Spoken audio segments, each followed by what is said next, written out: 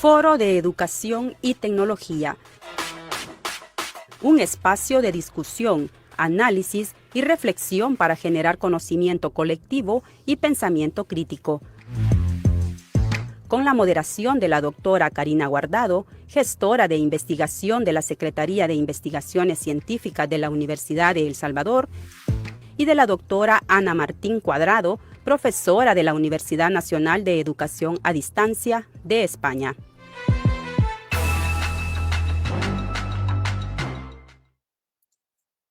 Les damos una cordial bienvenida al programa Foro de Educación y Tecnología. En esta edición, el tema que abordaremos es evaluación digital del aprendizaje.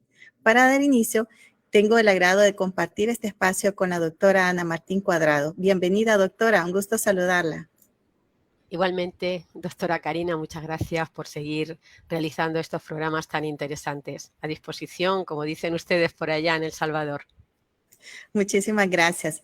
Bien, ahora vamos a compartir una cápsula informativa con el objetivo de conocer algunos aspectos básicos que nos ayuden a comprender mejor el tema que estaremos desarrollando. Evaluación digital del aprendizaje.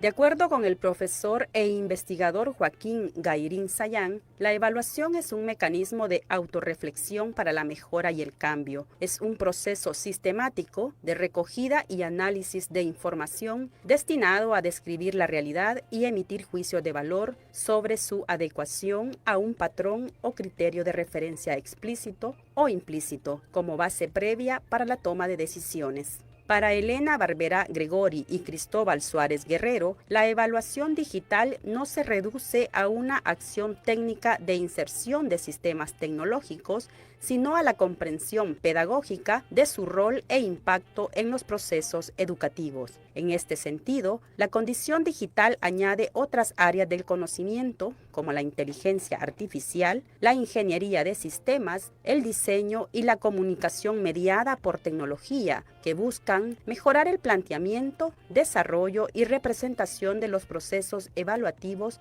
y de sus resultados.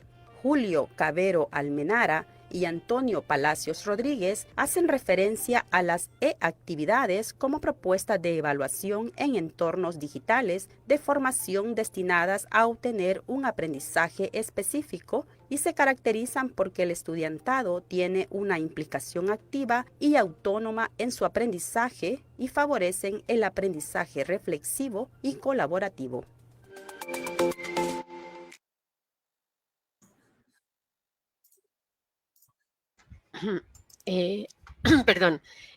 Ahora conoceremos a nuestro panel de expertos invitados que nos van a apoyar con sus aportes para el abordaje de la temática de este foro. Adelante. Doctor Fernando José Espanol, profesor e investigador de la Universidad Federal de Santa Catarina de Brasil. Doctor Manuel Cebrián de la Serna, vicerrector de Innovación Docente y Digitalización de la Universidad Internacional de Andalucía de España. Doctor Roberto Canales Reyes, profesor titular de la Universidad de Los Lagos en Chile.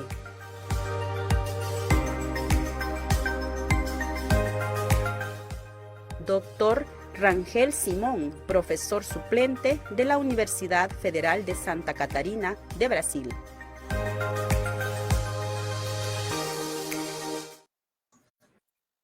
Bien, les damos un agradecimiento a nuestros expertos que nos acompañan y queremos brindar un espacio para que brinden un saludo a la audiencia. Adelante, por favor, empezamos con el doctor Manuel Cebrián. Muy buenas a todos y a todas. Agradezco sin duda la invitación a la Universidad de El Salvador y por esta invitación a este foro sobre evaluación digital de los aprendizajes. En especial, extendemos el agradecimiento a la doctora Karina Guardado y a la gestora de la investigación de la Secretaría de Investigación Científica de esta misma universidad y a la doctora Ana María Martín Cuadrado de la UNED. Muchas gracias. Bienvenido, doctor. Bien, damos el espacio también al doctor Canales. Adelante, doctor. Muchas gracias, doctora Karina. También a la doctora Ana Martín Cuadrado. Un saludo a todos los compañeros que hoy día están presentes en este foro. Y nada, agradecerle a la Universidad de El Salvador, que también hace, digamos, de anfitriona en esta actividad. Así que un saludo afectuoso para todos aquellos que nos van a oír o ver, digamos, en el transcurso de este foro. Muchas gracias. Gracias. Bienvenido. Doctor Fernando Español, adelante. Un gusto. Muchas gracias, Karina. Ana, es un placer estar de vuelta ahora. A los colegas Manuel Selvián, Roberto Canales, Luis Rangel, cordial saludo. Es un placer poder estar, sobre todo, acerca de un asunto muy importante. Y a los oyentes, estamos tratando de una media como radio. Esto es muy importante, que es la primera media para el uso de las comunicaciones. Muchas gracias, doctor. Gracias por acompañarnos. Este ya es el tercer foro que nos da sus aportes. Bienvenido. Ahora doy la presentación al doctor Rangel Simón. Bienvenido. Gracias por brindarnos este espacio también. Hola a todos, gracias por invitarme. Espero que podamos contribuir a este tema y que todos los que nos están escuchando nos conseguimos avanzar en esta parte. Bien, muy amable, gracias. Bien, en este momento damos inicio con el desarrollo del foro y para comenzar queremos solicitar a nuestros expertos invitados que nos compartan sus experiencias acerca de aquellos espacios, proyectos en los que han aplicado la evaluación digital del aprendizaje con el apoyo de las tecnologías. Sabemos que cada uno de sus ámbitos de trabajo han desarrollado diferentes programas o proyectos y quisiéramos que nos compartan esas experiencias.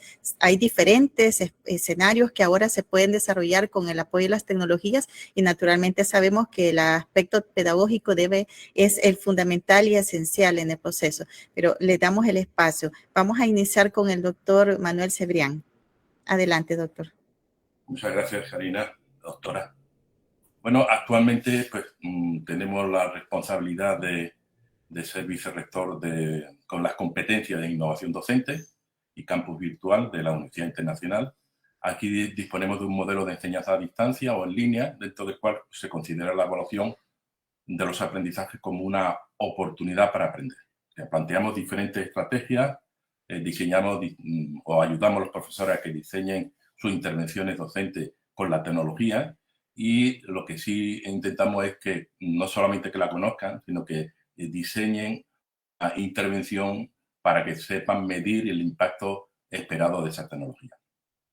Podríamos hablar para sintetizar y hacerlo rápido, dos proyectos del Ministerio de Educación, donde experimentamos pues, más de 20 universidades en diferentes modelos de evaluación formativa y hubo dos productos tecnológicos, no solamente hubo evaluación, sino que hubo productos tecnológicos. Uno fue Corubric.com para la evaluación formativa con rúbricas digitales y por otro lado Coannotation.com para generar comunicación interactiva. Ya sabéis lo importante que es la retroalimentación en la evaluación mediante cualquier soporte, en este caso vídeo.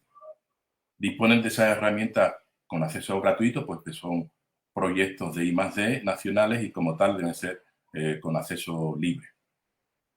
Es importante también destacar que esta comunidad de universitarios y usuarios de estas herramientas han ido experimentando y mejorando las herramientas y al final un elemento que yo me gustaría distinguir es que los profesores o la misma herramienta le permita a los profesores pensar cuál es su diseño y el impacto de ese diseño. Con lo cual sería interesante que las herramientas y también dentro del modelo docente dieran una oportunidad para analizar los resultados de aprendizaje y si ese diseño de intervención, esa metodología que aplicó, esa técnica o estrategia de evaluación funcionó o no funcionó. Para terminar, si revisan las publicaciones de este espacio, en un caso sintetizaría, por ejemplo, que con las rúbricas, el impacto de las rúbricas colaborativas aumenta el resultado de los aprendizajes cuando hay ciertas repeticiones y cuando usamos un modelo de comunicación evaluativa. Igualmente, la importancia de la interiorización de los criterios de evaluación por los estudiantes. Se aprende evaluando a pares, no hace falta ir al mundo profesional, es conveniente empezar a evaluar los productos de los demás, autoevaluarte, evaluaciones 360 grados, etcétera, etcétera. Y sobre todo el tema de la retroalimentación sobre esa evaluación. Y segundo, en cuanto a las anotaciones de vídeo con etiquetado social, permite fragmentar los mensajes, analizar las narrativas de esos mensajes, evaluar los contenidos de los vídeos, como las interpretaciones que realizamos de esos mensajes, mejorando, por supuesto, como normal, el análisis y la comprensión en profundidad de eso que estamos leyendo o que estamos interpretando, ¿no? Compartiendo, que es lo importante, una evaluación comunicativa compartida, de ahí por eso que los dos productos en principio no tenían este nombre, pero al final se llaman co-rubric de colaboración y co-annotation por aquello de poder participar, ¿no? Ambas herramientas, sobre todo la de anotaciones de vídeo, están muy recomendadas para evaluación formativa, para analizar pensamientos complejos que se filtran en los mensajes audiovisuales, para detectar, por ejemplo, o destapar los fake news, etcétera, etcétera. Y esos serían los resultados, productos, resultados, y bueno, si van a las páginas donde están las referencias, pueden encontrar modelos de aplicación de esas herramientas y diseños estratégicos, ¿no? Para evaluación. Muchas gracias. Sí, me parece muy interesante, doctor Cebrián, esta experiencia que usted nos comparte con este tipo de tecnologías en particular y cómo el aspecto pedagógico pues es siempre el punto esencial en todo este proceso y la retroalimentación que usted menciona y ese involucramiento de los estudiantes, ¿no? Me gustaría saber así un poquito, profundizar, ¿ha tenido alguna, digamos, cómo ha sido el comportamiento de estudiantes y docentes? ¿Lo han recibido de una manera con mucha apertura o cómo ha sido? ¿Ha sido en un momento difícil para ellos? Bueno, en cuanto al uso de las tecnologías para la evaluación, yo distinguiría dos cuestiones, ¿no? Incluso tres momentos. Pero ya me voy a extender un poquito, no sé si mis compañeros pueden aportar algo interesante, pero diría, por ejemplo, el previo a la pandemia, 10 años antes de la pandemia, yo he observado que los profesores, pues bueno, eran un poquito reticentes a introducir tecnología. Iban de forma rápida y sencilla a utilizar la tecnología que prestase un servicio rápido y sencillo. Pero la evaluación no es sencilla, no basta un solo modelo. Por lo cual, la complejidad de la evaluación implica una competencia tecnológica y una competencia digital. En segundo lugar, durante la pandemia no os cuento nada porque no tendría tiempo para hablar de esta situación, pero los problemas que tuvimos fue personas o profesores y profesoras que no tenían digitalizados los materiales y había que pasar todo su curso a distancia. Y ahora actualmente sí observo un interés excesivo por volver a la normalidad. Yo no quiero volver a la normalidad. Las profesoras ya se han lanzado, están trabajando presencialmente, pero en modelos híbridos, con lo cual hay un modelo híbrido y un modelo a distancia. Nada más que hay esos dos modelos que se pueden acercar en función del tiempo asíncrono o síncrono que se utilice. Y eso no se puede perder, no se debería de perder. Excelente, gracias, muy amable, doctor.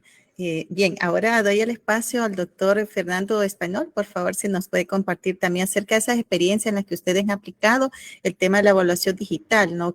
Y si hay algunas tecnologías en particular que ustedes están utilizando. Gracias. Buenas tardes, muchas gracias nuevamente. Bueno, Karina, creo que es importante mirar la planificación anterior al desarrollo de los cursos, de los objetos, ¿no?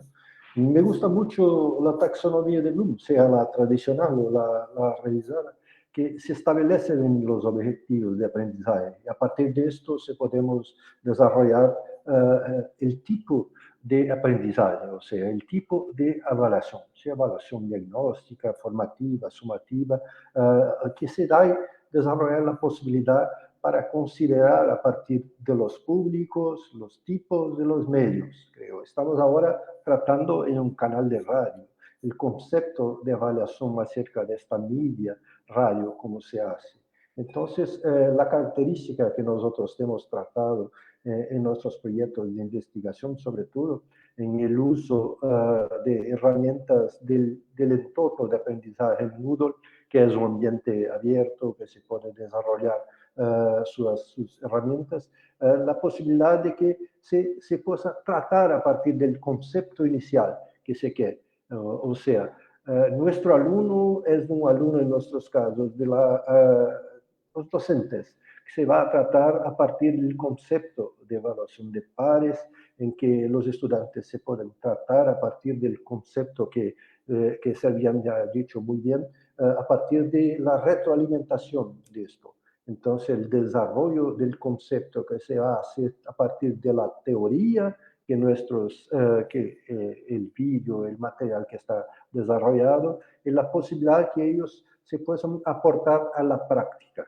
Entonces, el concepto vinculado a las teorías de evaluación, a las teorías que están vinculadas principalmente hoy a las metodologías activas de aprendizaje, nos permite comprender esto. Entonces, el dominio del concepto tecnológico, hacer el uso del ambiente, el programa que se puede tratar a partir de herramientas que desarrolla, sea pruebas, sea estudios de caso, creo que es importante tener esto a partir del concepto inicial del planeamiento del curso, del objeto de aprendizaje que se puede hacer. Bueno, sería esto, volvemos a poco.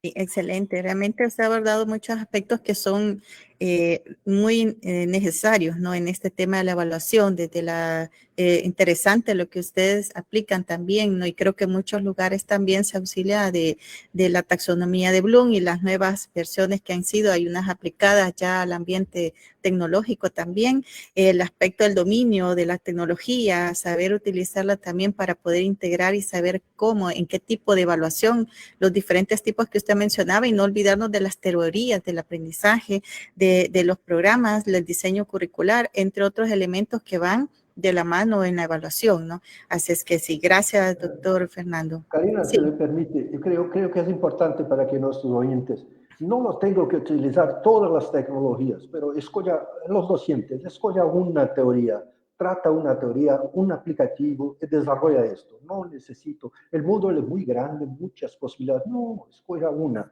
dos, el máximo. Desarrolla esto, es más importante que muchas, creo que no va a profundizar esto. Sí, excelente, muy de acuerdo. En realidad, a veces podemos caer en una situación de estrés pensando que por la diversidad de opciones de tecnologías que surgen día a día y que queremos dominarlas todas y al final pues se dificulta, ¿no? No, es más bien centrarnos según el tipo de especialidad de contenidos y bueno, ir desarrollando y seleccionando aquellas que realmente van a abonar a nuestro campo de acción, ¿no? Sí, gracias, doctor. Bien, vamos a mantenernos siempre en el ámbito de Brasil. Seguimos con el doctor Ángel Simón. Adelante, si nos puede compartir esas experiencias y también, como decía la doctora Ana Martín, usted recientemente ha presentado su investigación de doctorado y felicitarle desde ya, un gran éxito, un gran logro. Así es que tenemos, como dice, muy fresquito esto, recién salido. Así es que adelante. Gracias, Karina. Yo puedo hablar sobre algunas investigaciones que nosotros hacemos y yo hablo nosotros porque Fernando es mi orientador en lo doctorado y la mayoría de las investigaciones nos hacemos juntos y como Fernando estaba hablando sobre la parte más pedagógica de cómo nosotros debemos hacer trabajar con estas tecnologías también, como por ejemplo la taxonomía de Bloom, yo trabalhei muito sobre o aspecto tecnológico e como fazer a aplicação da avaliação. Então, nós acreditamos sempre e sempre trazemos as partes de utilizar diferentes mídias, porque nós entendemos que, por exemplo, em um curso que nós demos em la parte de la salud bucal para Brasil como un todo. Nosotros conseguimos alcanzar muchas personas con diferentes niveles tecnológicos de competencias digitales. Entonces nosotros tenemos que entender, por ejemplo, hacemos una acción previa, antes del curso, entendiendo las competencias de las personas para después saber cómo disponibilizar las acciones curriculares que ellos tengan. Entonces, trabajamos con vídeos, trabajamos con audio, trabajamos con diferentes tecnologías porque hay casos, por ejemplo, de las personas no poderem ver o contenido, mas conseguirem ouvir, né? Por isso a utilização de um rádio é importante, por exemplo, mesmo que seja, digamos que seja uma tecnologia antiga, mas isto não quer dizer que não pode ser buena utilizada por la parte educacional. E depois nós fazemos a parte de avaliação conforme um guia que nós utilizamos aqui em la universidade e estamos sempre tentando atualizar isto, o Moodle Tools, que são as ferramentas e como estas ferramentas hacen la práctica pedagógica, se é para compartilhar conhecimentos, se é para fazer a avaliação um pouco mais rígida, vamos dizer assim, como na aplicação de uma prova, e nós hacemos isto conforme lo pedido de la persona que estaba haciendo curso, por ejemplo, para dejar este contenido más aproximado posible y más fácil de aprender. Y creo que es siempre importante decir que en lo final de nuestros cursos, nos siempre pedimos una respuesta de las personas que están utilizando el curso para entender si los contenidos y si las actividades fueron muy bien elaboradas o no, o si nos podemos evoluir en determinadas partes, principalmente nas partes de como nos mostramos las acciones pedagógicas y estas ferramentas son utilizadas para que todo seja bem entendido y todo seja muy bien avaliado. Muy bien, excelente. Gracias por sus valiosos aportes. Y como vemos, ese tema de involucrar a los estudiantes como partícipes dentro de este proceso, esa retroalimentación de conocer de ellos cómo les ha parecido el sistema de evaluación, entre otros elementos que puedan abonar a ese aspecto de reflexión que siempre buscamos, ¿no? Dentro de la evaluación, que sea algo construido de manera conjunta también y colaborativa, porque ellos son los principales partícipes en el proceso y necesitamos pues que formen parte, ¿no? Gracias. Bien, vamos ahora un poco cerca, también siempre en Sudamérica, damos el espacio al doctor Roberto Canales. Adelante, doctor. Muchas gracias, doctora Karina. Bueno, ya mis compañeros que me antecedieron han planteado casi todos los puntos del tema de la evaluación. Por tanto, voy a tratar de complementar con otros, digamos. Yo creo que el tema de la evaluación, de hecho estaba mirando el título del panel en esta primera parte, evaluación digital del aprendizaje. Yo creo que en el fondo es evaluación del aprendizaje en formatos digitales. Cuando hablamos de la evaluación, tampoco hablamos de evaluación presencial del aprendizaje. Entonces acá nosotros siempre rescatamos la tradición de educación centenaria o milenaria, digamos, de cómo las personas aprenden. Cada uno aprende en forma individual, pero también en forma colectiva. Pero a la larga, como docentes, tenemos que asegurarnos que cada estudiante, ¿no es cierto?, de alguna manera, pueda adquirir los conocimientos, las habilidades, y en el caso de los niveles más pequeños, también valores, ¿no es cierto?, y algunas actitudes que tenemos que ir corrigiendo.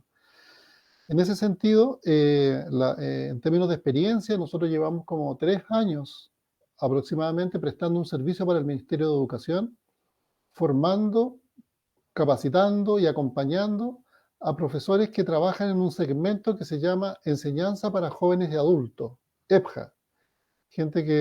Profesores que se dedican a atender a estudiantes en los niveles de aquellos estudiantes que renuncian de la enseñanza primaria y secundaria, profesores que hacen clases en jornadas nocturnas o también en contextos de encierro. Que es un número que a mí me sorprende cada vez que lo digo como autocrítica de mi propio país. Nosotros somos 18 millones de chilenos, ese es nuestro número, digamos, poblacional. Y hay una cifra que es bastante, digamos, poco usada, pero sí cuando empezamos a analizarla es una cifra que nos sorprende. 5 millones de nuestros compatriotas no han terminado su enseñanza secundaria. Eso significa que no han terminado su ciclo. En Chile, la enseñanza secundaria o media que nosotros le llamamos es obligatoria. Pero que 5 millones de chilenos, entre ellos nuestros abuelos, padres, quizás familiares, en fin, que no han logrado terminar su enseñanza, es una cifra alarmante. de la cual nosotros tenemos que preocuparnos. Entonces, en ese segmento es donde el Ministerio está de alguna manera incentivando a las universidades para que nos hagamos cargo de ese segmento. Estudiantes que evidentemente trabajan, muchos con problemas conductuales en sus propios establecimientos, estudiantes que son madres, padres, etcétera, con diferentes compromisos. Por tanto, la formación que ahí entregamos, cómo aprenden las personas jóvenes y adultas, metodologías para trabajar con personas jóvenes y adultas, ha sido completamente virtual, 100% virtual. Entonces, el desafío, ¿cómo evaluamos? ¿De qué forma evaluamos? La evaluación, yo creo que los parámetros que sigue son las mismas de la tradición de lo presencial. Llámese prueba, llámese foro, llámese actividades colaborativas. No obstante, a mi juicio, el componente digital presenta a lo menos 3 elementos distintivos que yo creo que son interesantes poder seguir trabajándolo con los estudiantes de la presencialidad. A mí lo que me llama la atención en forma positiva es que cuando incorporamos elementos digitales a la evaluación, me gusta mucho este tema de la trazabilidad, que la evolución y el proceso queda sistematizado de tal manera que el estudiante va mirando efectivamente su proceso evolutivo en los aprendizajes. El aprendizaje debe ser secuencial, el aprendizaje es paulatino. Yo creo que esta es la magia de ser profesores, que en el fondo fuimos formados de esta manera y somos profesionales de esta área, es que cuando queremos presentar un contenido nuevo, siempre tiene que ser en forma secuencial, paulatino, en forma didáctica, que es la forma de alguna manera, ¿no es cierto?, de poder enseñar a las nuevas generaciones. Entonces, en ese sentido, las diferentes estrategias que nosotros hemos incorporado ha sido bajo el esquema de la metodología activa. Por ejemplo, el tema de la clase invertida. Antiguamente el profesor es el que estaba delante del curso e iba entregando los contenidos y los estudiantes a uno lo admiraban por el nivel de conocimiento que uno iba desplegando en su aula. No obstante, hoy día yo creo que el poder entregar los contenidos, el capítulo de libros, los papers, los artículos que generan nuestros compañeros o en general el estado del arte, esa posibilidad de reflexionar en forma individual. Y ya luego en la clase se aprovecha fundamentalmente para discutir dudas, para ver cuáles son los puntos fuertes, los puntos débiles, pero yo creo que esa posibilidad, ¿no es cierto?, de esa metodología activa de la clase invertida, yo creo que es relevante en el aprendizaje con componentes digitales. ¿Por qué digo que deja trazabilidad? Yo en el mismo Moodle he puesto un espacio que no es nada creativo, digamos, no es nada del otro mundo. He puesto un espacio que se llama pregunta y respuesta. Cualquier pregunta que usted tenga de la asignatura, por favor escríbala acá. Y el estudiante me escribe la pregunta y todo el mundo puede acceder al foro y yo le doy la respuesta. Después va con su pregunta, va la respuesta, pero fíjense ustedes que en la mitad del semestre, después de haber transcurrido 1 o 2 meses, va quedando un historial de las dudas que van teniendo los estudiantes, pero esa duda que es individual se forma como una respuesta colectiva. Y ahí es donde yo decía esta trazabilidad que va quedando en la historia. En la presencialidad, el estudiante va a clase, uno entrega de los mejores didácticas, ¿no es cierto?, para que ellos comprendan los contenidos. Sin embargo, es un aprendizaje del día, de la hora, del minuto. En cambio, lo virtual nos da la posibilidad de alguna manera de ir aprendiendo a este propio ritmo. Cuando yo puedo adelantar los contenidos, retroceder, ver, mirar, queda grabada la clase, ¿no es cierto?, y ahí el estudiante puede reforzar.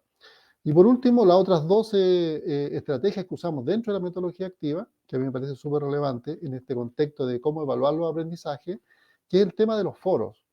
Independientemente de la herramienta, el foro reflexivo, el foro de discusión, que tiene que ser mediado por el docente y, si es posible, cuando hablamos de cursos numerosos, mediados con los tutores, donde pueden ir de alguna manera acompañando, ¿no es cierto?, este proceso de co-construcción que están realizando nuestros estudiantes. Estos foros reflexivos en el propio espacio virtual, que se pueden complementar con sistemas de síncrono y asíncrono, permiten la construcción colectiva del conocimiento, una suerte de comunidad de aprendizaje que se empieza a generar. Por tanto, yo creo que es la segunda herramienta que a nosotros nos da muy buenos resultados frente a una clase presencial síncrona de un docente. Entre medio siempre tiene que haber un espacio de foro reflexivo que está siendo moderada por algún tutor o tutora o por el mismo docente, de tal manera de ir haciendo este engranaje entre lo que va presentando el profesor, lo que va desplegando a nivel de contenido, de habilidades, y se va reforzando. Y bueno, el tercer elemento, que son los estudios de caso asociados con el aprendizaje basado en problemas, que lo trabajamos también en línea, con una fuerte retroalimentación, pero es un trabajo conjunto. Yo diría que eso por ahora para ir aportando a la discusión. Sí, excelente. Muchas gracias. Realmente se ha enriquecido mucho este bloque y ahora doy el espacio a la doctora Ana Martín, a quien va a guiar el segundo bloque. Antes de pasar, me gustaría saber si ella también quisiera comentar algo o consultar algo. Adelante, doctora. Gracias, Karina. Gracias a los compañeros que tenemos hoy aquí. Creo que, bueno, que la pregunta que se planteó en el primer momento, la que tú planteaste, creo que ha sido muy rica y ha dado bastantes opciones. De hecho, en el foro tenemos ya 3 preguntas que las personas quieren plantear. Entonces, Karina, creo que hay que dejarlas para el final porque si no, no vamos a pasar de aquí. Si te parece, si os parece. Sí, pero hay al 3 final preguntas tenemos, ya. exactamente. Entonces, bien, entonces como para aprovechar bien estos espacios y que los otros intervengan, yo no querría intervenir demasiado, dar sobre todo la voz a estas personas invitadas que tenemos y seguir con la dinámica. Por supuesto que sí que haremos comentarios y demás, pero viendo que hay tanto interés en el foro de personas, de las personas que lo están viendo, creo que hay que tener en cuenta también a esa otredad para no quedarnos solamente en nosotros. Así yo voy a continuar con la siguiente pregunta y es ¿qué desafíos han encontrado al implementar evaluaciones digitales de aprendizajes que se pueden dar en cualquier sitio y también qué desafíos han encontrado al evaluar aprendizajes digitales, que me ha gustado bastante lo que ha comentado Roberto, porque son esas 2 miradas. Yo puedo utilizar instrumentos, puedo utilizar evaluación digital en los aprendizajes que se ofrezcan, pero también puedo evaluar aprendizajes digitales de otra manera. Entonces, en cualquiera de esos casos, bien aprendizajes digitales, bien evaluaciones digitales, ¿cuáles han sido los desafíos que habéis encontrado al implementarlos y qué estrategias habéis podido ir sobrellevando o implementando para poder responder a esos retos, los diría yo, ¿no? A esos retos que habéis encontrado? Comentarnos alguna cosa al respecto. Manuel, por favor. Bueno, yo creo que sigo con ese hilo temporal, ¿no? De prepandemia, durante la pandemia y pospandemia. Y también dividiría entre estudiantes y docentes, ¿no? Los docentes principalmente, antes de la pandemia, utilizaban las plataformas en generales y las herramientas que te daban. Solo unos pocos, su modelo de evaluación era muy sofisticado, con lo cual tenía una competencia tecnológica y también tenía una competencia didáctica compleja, como no han comentado los compañeros, ¿no? ¿Qué es el aprendizaje? Te preguntaban más cosas que usar las herramientas de plataforma. Entonces, sucedió que estas personas buscaban tecnología fuera de la plataforma.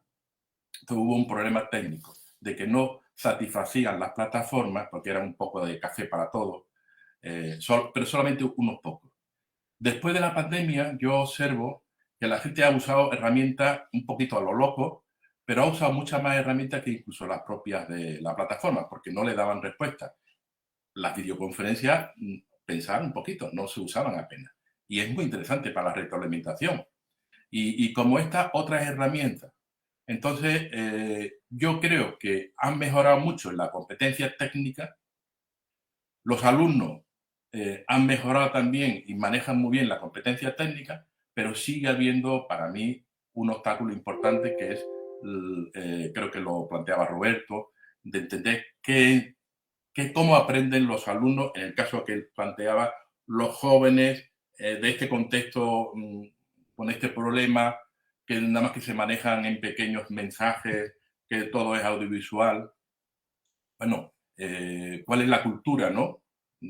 Para compartir experiencias, la capacidad para analizar sus propias evidencias. Bueno, pues tú puedes tener un modelo muy sofisticado, pero el alumno es el que es y su experiencia, por muy técnica que sea, no alcanza a hacer un análisis en profundidad de lo que lee, ¿no? en lo digital. Y por parte del profesor lo mismo. Depende de qué áreas. Hay profesores que se han involucrado más o menos en tener un modelo claro y las posibilidades de la evaluación de los aprendizajes. Y entonces yo vería esas dos dificultades, más la competencia didáctica. Y después, por un error de bulto. O sea, hay un error en las instituciones de bulto. La profesión docente es una profesión colegiada y va a estar siempre constantemente enfrentándose a problemas no de pandemia, sino de alumnos que vienen con otra cultura. Con lo cual, el enfrentarse, y nos ha enseñado muy bien la pandemia, enfrentarse a los problemas de evaluación o de cualquier otro, hay que hacerlo de forma colegiada con los compañeros. Tú solo no vas a resolver grandes problemas, podrás resolver pequeños problemas. Y tu pequeña excelencia la puedes compartir con otros. Y segundo, las instituciones deben de asumir de una vez la responsabilidad de dar el soporte, no solo técnico, toma, ahí tiene la tecnología, a ver qué puede hacer, sino acompañar a los docentes con los modelos que esperan de ellos, exactamente con esos mismos modelos. Ayudarles a elaborar pasos más sofisticados en su modelo de evaluación de aprendizaje. Y eso es un poco como yo lo veo.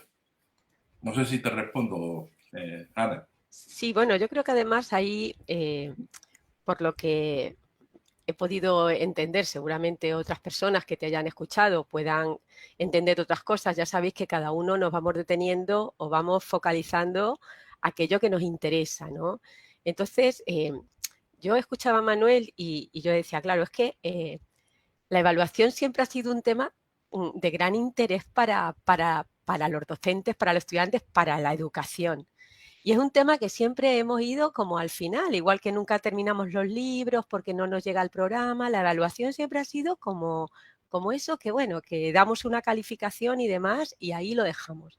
Entonces, con la pandemia, y es que es verdad que ha marcado un antes y un después porque de pronto, y eso también lo ha comentado Roberto, de citar, ahora el estudiante es más exigente. El estudiante te indica, oye, dime por qué yo no he llegado a ese nivel de logro. Quiero que me expliques por qué. Tanto si he tenido buena nota, yo la quería tener mejor. O sea, un estudiante que ha sacado un 7 te reclama que le des un feedback, pero también te lo reclama a lo largo del tiempo, a lo largo de toda esa evaluación. Yo no sé si realmente el docente de ahora, el docente, me da igual el universitario que de otras etapas educativas, está realmente preparado y capacitado para todo eso que nos exige el estudiante, porque es necesario que lo exija. Él necesita saber el por qué no consigue ese 10 o esa matrícula de honor, o por qué no ha pasado de un 4 a un 5, y no le vale con que le pongamos una nota numérica o tristemente una palabra excelente, adecuado, no sé qué. Entonces, ¿realmente estamos capacitados para ello? ¿Realmente la tecnología nos está proponiendo diferentes posibilidades, sobre todo para el feedback?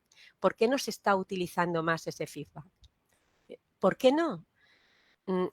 Pienso, y ahora también os lanzo esta pregunta, no para que me la contestéis, pero sí para que la penséis, ¿será porque el profesor tiene temor de evaluar? Me da igual digitalmente que no, pero ahora la tecnología nos ofrece diferentes herramientas. ¿Tiene temor el profesor de evaluar? No sé, en fin, me parece un tema súper atractivo y me parece bien lo que has planteado, pero bueno, yo me he quedado en esa parte. No sé, Fernando, que te toca un poquito ahora, si quieres seguir comentando el tema. Bueno, creo que ustedes aportó, Manuel, sí, y ustedes, la última. La mirada, creo, estamos mirando a partir del concepto del docente que se ha desarrollado el programa o el del alumno que está tratando de recibir el programa. Entonces, esta mirada es importante elegir para qué se hace esto. Creo que los docentes se fue buscado a partir de la pandemia, es un divisor de agua, sí, tenemos una diferencia muy grande en el uso, principalmente el uso de las tecnologías. Volvemos a mirar el mercado, la oferta muy grande de muchas tecnologías, muchas posibilidades. Y el docente, con tanto, no, tengo que utilizar todo eso. Entonces, vuelvo a la cuestión anterior que hay implementado.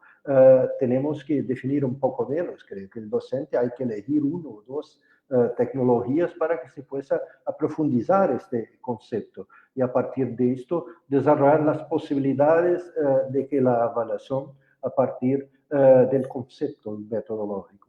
Me gusta mucho de trabajar en la aula invertida porque la cambia la zona de confort de los alumnos a partir de un concepto que ellos tienen que producir parte del conocimiento a partir de planteados, de artículos, de estructuras previamente arraigadas para esto. El aprendizaje real en problemas, PBL, ABP, por la característica de que los estudiantes puedan construir una relación poderosa entre la teoría y la práctica. Y el concepto del desarrollo del pensamiento analítico, que se va a buscar las soluciones a partir de una teoría y sobre todo a partir de los problemas de su realidad. Pero esto el docente hay que elegir antes si vamos a qué cada uno, cuál es el retorno acerca de esto. Bueno, volviendo a la pregunta acerca de las estrategias de los desafíos, creo que nuestra experiencia a partir del grupo de investigación, a partir que los cursos, cuando se voy a desarrollar el curso, cuando se voy a desarrollar los materiales, tengo que mirar acerca de las condiciones de los alumnos, sea acerca de las condiciones de infraestructura tecnológica, o sea, que esto tenga acceso, qué tipo de tecnología, y ahora que junto con Ana hemos desarrollado mucho el dominio de las competencias digitales acerca de esto. Entonces, volvemos a la cuestión que Ana ha colocado, la necesidad de tratar, sea un nivelamiento, un arraigamiento de los docentes, de los alumnos, para garantizar una evaluación más uniforme, o sea, más eficiente. Entonces, hay que tratar el desarrollo de un curso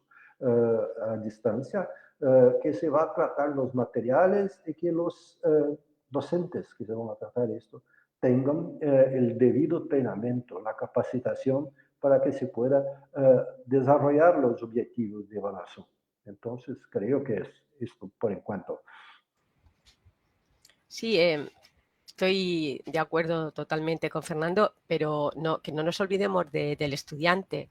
El estudiante también tiene que estar preparado para entender esta forma, ¿no? Esta forma de valorar, de calificar y de valorar. Y de hecho, todos sabéis que en el DISCON EDU, en el marco de competencia digital docente, existe un gran apartado relacionado con la evaluación, pero no solamente la evaluación del estudiante, sino también la evaluación del propio docente. El tema de la evaluación digital significa que tenemos que trabajar también con la tecnología, con lo que estamos, o sea, tenemos que trabajar con la tecnología y con los estudiantes y luego aplicaremos la evaluación digital si podemos y si queremos. Yo creo que es un tema un poco, sigo diciendo, no sé, pero sigo diciendo que es un tema que hay que trabajarle un poco más. Hay muchas herramientas, hay muchos instrumentos, pero no nos podemos cegar por toda esa tecnología, ¿no? Sino realmente decidir cuál es la que nos interesa para ese grupo de estudiantes, para esa titulación, para esa asignatura, para nuestra forma de ser docentes también. En fin, bueno, creo que podríamos estar mucho tiempo hablando sobre esto. Roberto, cuéntanos. Bueno, brevemente, los desafíos que encontramos en la evaluación con el formato digital, bueno, yo creo que el doctor Cebrián ahí ha planteado lo pre y lo post pandémico. Creo que ese fue un desafío para todos quienes estamos un poquito más vinculados al tema tecnológico, que nos tocó colaborar con nuestras propias universidades. En el caso de nuestra universidad acá en Chile, armamos mesas pedagógicas para ver de qué forma colaborar con aquellos profesores que creo que el diagnóstico es más o menos similar en diferentes lados. No más allá del 30%, yo creo que en nuestra comunidad universitaria utilizaba efectivamente los recursos digitales, a pesar de que tenemos plataformas, hay recursos, hay biblioteca digital, pero no más allá del 30%. Y acá se vio obligado el 100%. Por tanto, el profesor lo que primero intentó realizar fue hacer videoconferencia y tener al estudiante 1 hora, hora y media, 2 horas pendiente de lo que el profesor hablaba y que decía y que planteaba. Y empezó a encontrarse con las pantallas negras, con estas pantallas donde el estudiante apagaba, ¿no es cierto?, su imagen, y uno no sabía si del otro lado estaba o no estaba el estudiante. Bueno, y ya saben toda la cantidad de experiencias que ocurrieron ahí, gente que a veces por el hecho de estar presente en la clase se incorporaba al... Pero bueno, eso también de alguna manera fue una señal para el gremio docente que tuvo que implementar las sesiones virtuales para plantear si efectivamente hoy día como profesores y profesoras tenemos que cubrir todo el currículo, tendremos que cubrir todos los contenidos. Por tanto, una de las medidas que se tomó fue priorización curricular. Es decir, acortar la sesión de clase y tenemos que priorizar aquello más relevante. De tal manera que el profesor, con este espíritu más bien constructivo o socioconstructivo que siempre hemos promulgado de Vygotsky, de Piaget, hacerlo de verdad, carne en nuestro accionar pedagógico. Insisto, el traspasar de ser catedrático, de ser el profesor, el que es el instructor de la sala de clase, realmente el tema de la pandemia de alguna forma nos empujó, nos impulsó a que en el centro del aprendizaje esté el estudiante. Y el profesor ir tomando distancia de este protagonismo. Eso implicó ajustar nuestra clase, priorizar curricularmente y en el momento de la evaluación, efectivamente, priorizar el qué evaluar, cómo evaluar y cuándo voy a evaluar. Y ahí me hace mucho sentido el tema de las rúbricas, porque uno intentó, porque el estudiante le decía, bueno, ¿y qué es lo que usted va a evaluar? ¿Qué me va a medir? Por tanto, lo que más nos ordenaba eran las rúbricas. Y hoy día, ya post pandemia, cuando uno va a la clase presencial o semipresencial y plantea de cómo voy a evaluar o qué es lo que quiero evaluar, el estudiante inmediatamente empieza a exigir la rúbrica. Pero ¿qué elemento usted me va a evaluar? ¿De qué área? En fin, ¿de qué? Entonces, yo creo que ese aprendizaje pandémico que fue bastante traumante para todos y todas, también nos permitió a nosotros mover un poco el eje del tema educativo y poner en el centro al estudiante. Siempre habíamos dicho que estaba en el centro, pero muchas veces se nos olvidaba ese tema y finalmente nosotros pasábamos mucho contenido, evaluábamos casi todo, porque claro, no todo el mundo podía tener estas tremendas notas que a veces se tienen en la universidad. Y yo creo que ese fue el gran reto en términos de dificultad, mirando la pregunta, para poder superarlo. ¿Cómo lo hicimos? A través de mesas pedagógicas, conversar con los profesores, qué es lo que era prioritario y también compartir algunos mecanismos y estrategias que nos permitieran ir evaluando los procesos y no necesariamente todos los contenidos que nosotros teníamos que revisar. Y inventamos en 3 minutos que cada profesor cuente su experiencia. Y fíjense que cada sesión, los días jueves nos reuníamos a las 5 de la tarde, teníamos como 8 o 9 presentaciones de colegas nuestros de cómo lo hicieron ellos, cómo inventaron una forma de evaluar y de trabajar con los estudiantes en 3 minutos, que eran experiencias pedagógicas. Y tenemos hoy día un banco de datos, digamos, de experiencias súper interesantes que en lo personal a mí no se me hubiese ocurrido cómo hacerlo, en diferentes ámbitos, desde la salud, desde la ingeniería, desde la educación, donde cada profesor se reinventó, innovó y fue capaz, ¿no es cierto?, de poner en contexto y teniendo al estudiante como mediador, centro, yo diría centro del aprendizaje, diferentes estrategias para que efectivamente él pueda avanzar en su aprendizaje. Incorporaron a la familia, incorporaron, ¿no es cierto?, a los padres, madres, como controladores, como de alguna manera controles de calidad para las carreras de alimentos, etcétera. Así que, bueno, eso yo me atrevo a reaccionar frente a la pregunta que nos hacía la doctora Ana Martín. O sea que, según lo que tú has comentado, estamos ahora mucho más cerca de ese diseño y desarrollo curricular tan ansiado, porque sabes que por una parte diseñamos y luego el desarrollo puede ser cualquier cosa. Pero de esta manera, tal como tú comentas, estamos como mucho más cerca, ¿no? Porque es el tema de las rúbricas nos exige crear unas actividades de aprendizaje muy bien desarrolladas, muy bien específicas y dejando claro lo que tiene que hacer el estudiante. Claro, no podemos crear actividades de aprendizaje que no tengan nada que ver con las rúbricas, porque entonces el estudiante no podría conseguir ningún tipo de logro, ¿no? O sea que esto supone que el profesor por una vez ha conseguido, según lo que dice Roberto, ha conseguido estar más cerca de esa relación entre diseño y desarrollo curricular, que tan bien hace al aprendizaje del estudiante y a nuestra forma de enseñar, obviamente. En fin, Roberto, bien me parece, eso es lo que yo he entendido de lo que tú has comentado. Y muy bien, este banco de experiencias estaría muy bien conocerle. Muy bien, muchas gracias. Y Rangel, ¿qué nos comentas?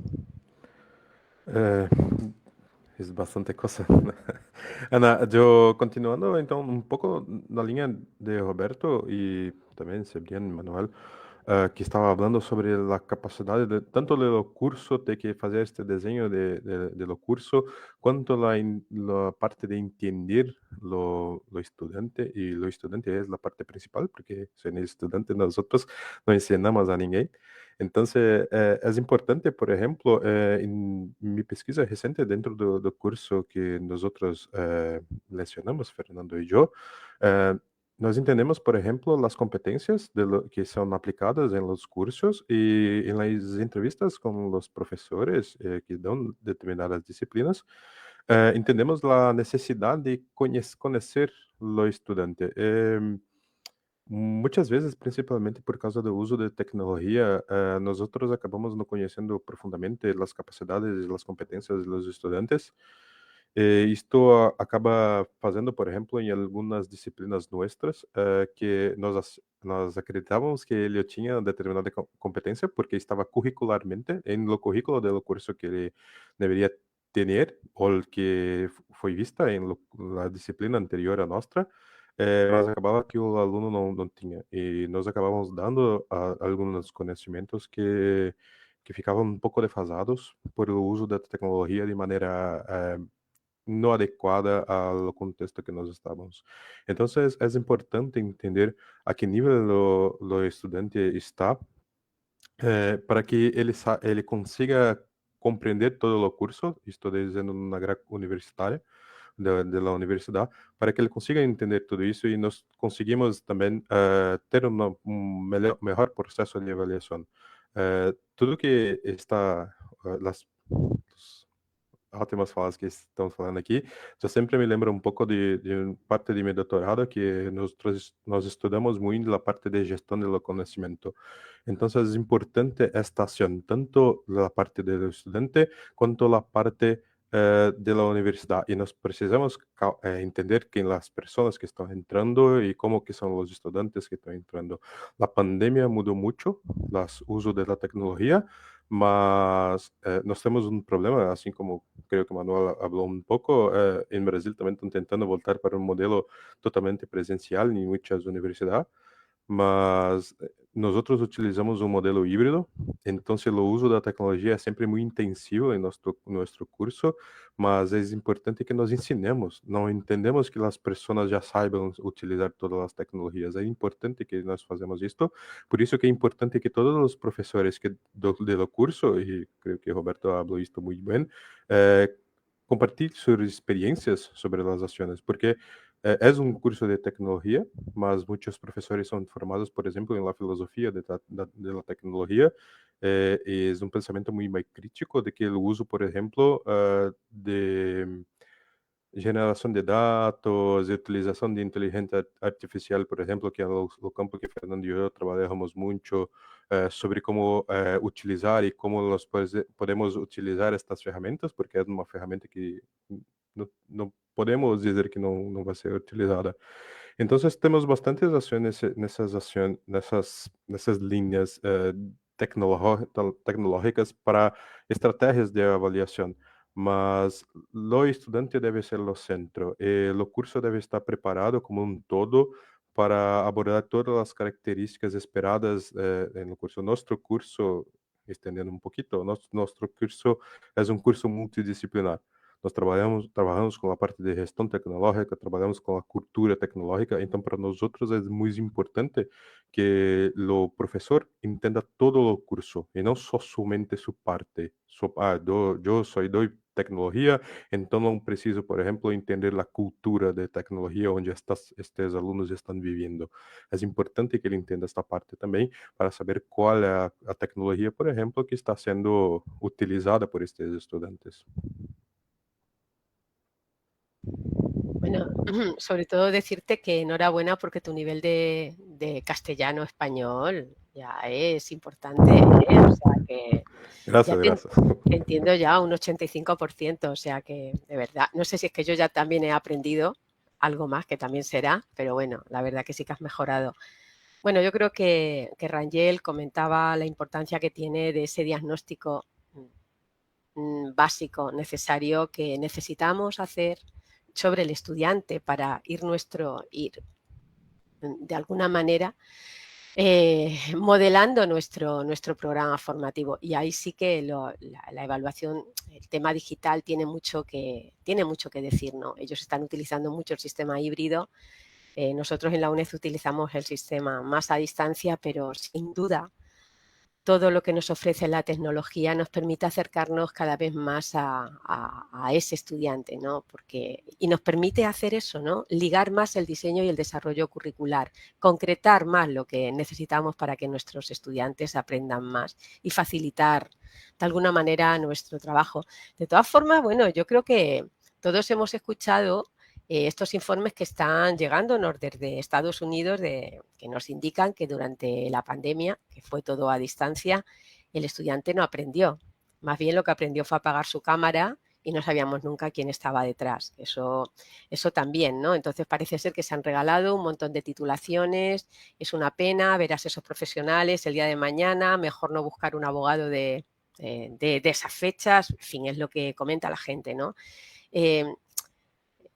¿Qué pasó ahí? Pues yo creo que nos pillaron a todos un poco, bueno, había gente que trabajamos mucho en la enseñanza a distancia, pero hubo otras personas que tuvieron que pasar ahí y bueno, tampoco estaba preparado, ni la tecnología, no sabíamos utilizarla bien, ni los estudiantes, ni demás, pero se habla de que ahí hay como un agujero negro de lo que se hizo en muchos sitios y hay mucha gente titulada. Ese es un tema que también deberíamos comentar alguna vez, Karina, de hacer un debate sobre este tema, sobre cuál es la trascendencia de esa formación que se realizó, qué supuso para el profesorado, para los estudiantes, esos futuros profesionales que van a surgir, que a lo mejor es cierto lo que se está comentando. En fin, bueno, era un poco Claro. por cerrar este debate. Sí, Te sí, paso la palabra, seguro. querida. Gracias. Realmente creo que este espacio es tan importante y ha generado mucho interés. Quiero mencionar que ahorita vamos a iniciar con la etapa de preguntas, porque sí, nuestra audiencia está muy atenta y las agradecemos infinitamente por todo ese apoyo que siempre están pendientes de cada foro. En este momento queremos dar inicio a la primera pregunta de Marco Tulio Cicerón, quien nos consulta si se puede decir que la pandemia evolucionó la educación digital o cuántos años podríamos esperar para utilizarla sin la entrada de la pandemia. En este caso, quisiera dar el espacio al doctor Manuel Cebrián, si nos podría apoyar con esta pregunta. Gracias, Karina. Si he entendido bien la pregunta de Cicerón, es en qué medida no ha servido la pandemia, ¿no? O si acaso. Exacto. Yo pienso que sí. Toda experiencia es aprendizaje siempre y cuando se reflexione sobre eso. Porque si tú tienes experiencia, pero no analizas esa experiencia, pues poca cosa vas a sacar. Podrás sacar competencias manipulativas de la tecnología, pero si no piensas en esa manipulación o en esos errores, cómo se podían mejorar, pues difícilmente se puede hacer. Creo que fue Roberto el que planteó un problema que hubo en todas las universidades. También Rangel hablaba de portafolios más multimedia, los alumnos presentan multimedia y los profesores no saben manejarse en esos temas, o la videoconferencia no saben cómo hacer metodología activa. Bueno, habría que preguntarse si realmente esos profesores, antes de la pandemia, de forma presencial, usaban metodología activa. Igual no. Y segundo, la tecnología ha avanzado mucho con la pandemia. Hoy casi todas las tecnologías están incorporando inteligencia artificial, todas las herramientas, todas las plataformas, o casi todas, y las videoconferencias también han aumentado sus posibilidades para, por ejemplo, la trazabilidad que creo que decía Roberto, el poder registrar cómo yo resuelvo un problema en un momento, en otro, y miro atrás y hago una evaluación exhaustiva, que dirían los técnicos, ¿no? Claro, si no conoces las posibilidades de esa trazabilidad que permite la tecnología o no tienes el concepto de que es importantísimo mirar hacia atrás y ver cómo has evolucionado tú, pues bueno, sí, la tecnología ha avanzado, sí, hemos tenido una experiencia muy interesante, ha habido muchos cadáveres en la playa después de esa ola, pero bueno, ahora hay que revivirlos y incorporarlos al mundo laboral, ¿no? Sí, perfecto. Gracias, doctor Cebrián. Hoy pasamos a la siguiente pregunta de Ernesto Serna, quien hace referencia a la conectividad en las zonas rurales y cómo puede manejarse o cómo ustedes lo han manejado. Aquí me gustaría que nos comparta su experiencia el doctor Roberto Canales, cómo han logrado superar o qué aspectos han tomado en cuenta con el tema de la conectividad. Muchas gracias, doctora Karina. Bueno, siempre es un desafío el tema de la ruralidad. Nosotros acá en Chile tenemos la experiencia de tener conectados todos los colegios urbanos y claro, es un tremendo desafío. ¿Qué cosas se lograron hacer, digamos, de alguna manera, con diferentes proyectos? Hacer simulaciones, ¿no es cierto? Navegación en seco, que se le llama. Y bueno, y hay proyectos futuros de poder conectar vía satélite, que es una de las alternativas interesantes para los sectores rurales. Yo creo que en eso si Latinoamérica se une, Centroamérica, y con la ayuda a lo mejor de Europa, hace más de 15 años, no sé si se recordará Ana Martín con François Marchesú de la Universidad de Poitiers, que era el presidente de los países del Cono Sur. Él ya ofrecía la posibilidad de interceder con otros países latinoamericanos de conexión satelital para los sectores rurales.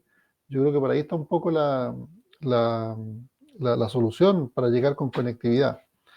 De la misma manera como llegan los canales de televisión con DirecTV o con otros, ellos a través del satélite, es la única forma. Es caro y todo lo demás, pero si se hacen esfuerzos comunitarios entre los países, yo creo que es una solución bastante factible, digamos, para poder tener una buena conectividad. Pero yo quería, de alguna manera, también recoger un poquito la pregunta que decía la doctora Ana Martín delante, cuando se nos quiere evaluar acerca del desempeño de los profesores y profesoras en tiempos de pandemia. Yo creo que hay muchos estudios también al respecto que han ido concluyendo que lo que ocurrió en ese minuto fueron prácticas remotas de emergencia. Porque el profesor y la profesora, para hacer una buena clase y contenga todos los elementos del diseño, ya sea instruccional es clave el escenario, es clave el ambiente, es clave, pero nosotros teníamos, creo que la gran misión que cumplieron profesores y profesores en todo el mundo fue la misión de contención, fue la misión del tema de la salud mental.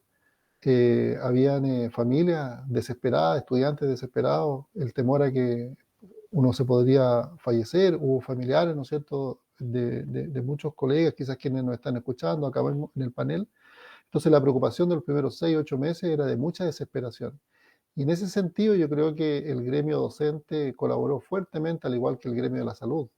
Nosotros acá hoy día, en retrospectiva, hacemos homenaje a los profesores y profesoras que estuvieron ahí presentes, que conectaban a los estudiantes a través del WhatsApp, los visitaban para ver cómo estaban, qué cosas necesitaban. Ya luego le entregaban bolsas viajeras, le entregaban alimentación. Pero cuando vienen estudios y dice los estudiantes no aprendieron en la época de pandemia, me parece que dependiendo de las fuentes, que también es un poquito injusto, toda vez que nuestras preocupaciones estaban en otro lado, que era la preocupación fundamentalmente del poder hacer contención con estas familias, y los profesores hicieron los esfuerzos que pudieron. Y cada uno conoce, pues si teníamos estudiantes que estaban en la cama haciendo clases, otros estaban en la cocina, había un solo celular que lo compartían con el teletrabajo del papá, con la televisión encendida, los matinales, uno escuchaba de fondo cómo estaba la televisión encendida en los matinales. Por tanto, creo que es importante relevar acá las condiciones en las cuales trabajó gran parte de nuestra población a nivel mundial. Eso quería aportar en ese plano. Gracias. Muchísimas gracias. Roberto. ¿Me permites un minutito, Karina? Claro, claro. Gracias por esa explicación. Además, bueno, pues está claro que desde Chile se vivió de una manera, yo creo que similarmente, fue de forma similar en la mayoría de los países y demás, y se hizo lo que se pudo, pero ¿no creéis que debería de haber un seguimiento de todo esto? De esa formación que recibieron nuestros estudiantes, sobre todo a nivel emocional y demás, ¿no? Porque, bueno, yo no sé, Manuel, ¿te acuerdas? En España sí que hubo, pues en algún momento, sobre todo en la enseñanza secundaria y básica, pues eso, el tema de pasar de niveles y demás de una forma demasiado sencilla. Y bueno, todo eso puede acarrear después diferentes dificultades si no se realiza un seguimiento o se sigue haciendo contención, Roberto, porque hubo chicos que pasaron a la universidad, gente que terminó la universidad, y bueno, no todo el profesorado estaba preparado. Y claro que se contuvo, pero ahí están ahora. ¿Qué ha pasado después con estos estudiantes? ¿Qué ha pasado? ¿Alguien se está preocupando de toda esta gente que salió adelante? Hemos resuelto el problema, se ha dado la respuesta, han podido tirar para adelante, pero ellos siguen su vida de una forma determinada. Disculpar que sea un poquito así, ¿no? Yo soy profesora y trabajamos todos y tratamos de hacer lo mejor posible, pero se terminó la pandemia y se terminó la pandemia. A partir de ahí se acabó. O sea, ya no hemos vuelto a saber qué ha pasado con esas personas. Y esas personas ahora están haciendo su vida. Entonces, claro, nos llegan informes de todos los sitios y demás. Y han quedado algunas mala praxis por parte de los estudiantes. Vosotros estáis conmigo en un curso que estamos haciendo en Interconecta. ¿Cuánta gente tiene las cámaras abiertas? ¿A cuántas personas estamos preguntando y no nos contestan? ¿Dónde está la gente? Entonces hay una mala praxis a las que tenemos que responder como docentes y creo que tenemos que seguir trabajando en este tema porque, y ahí está la evaluación, ¿no? ¿Qué evaluación estamos haciendo de esos aprendizajes? ¿Estamos en evaluaciones de aprendizaje finalistas? ¿Estamos evaluando procesos? ¿Cómo puede la tecnología ayudarnos a que todo esto de alguna manera nos indique pues esa palabra que tú también decías, en esa trazabilidad? ¿Dónde están los trazos que están dejando los estudiantes si no les estamos viendo? Os estoy hablando ya de enseñanza a distancia. En fin, bueno, que estos temas son para mí muy interesantes como pedagoga y porque creo que se terminó la pandemia, se terminó ese tema, hemos avanzado, pero ha habido mucha gente que se ha quedado ahí. Bueno, ahí tienen su titulación. Una titulación basada en lo poco que pudimos hacer. Manuel, y bueno, luego Fernando. Sí, quería apuntar, bueno, yo creo que se centró mucho el esfuerzo de todos los profesores, hubo citaciones heroicas casi, sería bonito recoger todas esas experiencias por lo creativas, ¿no? Y por la voluntad, sobre todo, nosotros hemos seguido en el grupo mucho los profesores de primaria y los profesores de secundaria. Entonces sí hay datos negativos de carencias de muchas familias o estudiantes de familias humildes, digamos así, que no tenían una dotación económica y tecnológica sofisticada, para que me entendáis, ¿no? Entonces ha habido algunos datos que han bajado. Pero yo soy optimista, yo creo que eso es una raya más. Creo que nos centramos en que no se para hacer la educación, que tiramos para adelante, y claro, eso pues habrá tenido su coste, pero es que no había otra, ¿eh? Después hay otro aspecto, yo no entro, que lo han mencionado un poco Ana, sobre el tema político y de pasar de curso, etcétera, etcétera. Bueno, ese es otro tema. Pero centrándonos en la pandemia hay datos. Hay bastantes datos de bajada, pero sobre todo cuando se correlaciona con las familias.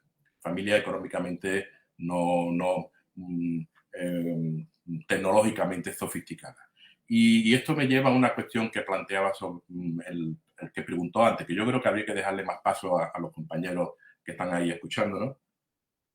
Sobre esto de la globalización tecnológica y de llevar a las zonas rurales la tecnología, está muy bien porque da acceso, la gente puede llegar a formarse, llega el conocimiento, pero yo creo que en el segundo momento, más importante, y he trabajado casi 10 años con grupos indígenas en Alto Amazonas, en Alto Orinoco, yo creo que el momento de transformación es cuando ellos se empoderan y utilizan la tecnología para convertir y ser dueños de su futuro.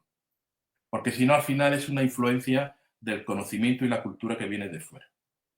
Así que bueno, es un problema de la globalización donde la tecnología entra y bueno, pues es verdad que en las zonas rurales pues a lo mejor no hay tanta sofisticación tecnológica y se impactan mucho con ese conocimiento que viene, que ya digo, es muy positivo y ojalá se desarrollen esos proyectos, pero cuando viene el momento importante es cuando esos maestros utilizan la tecnología para el contexto y para los objetivos y valores que ellos tienen en ese contexto.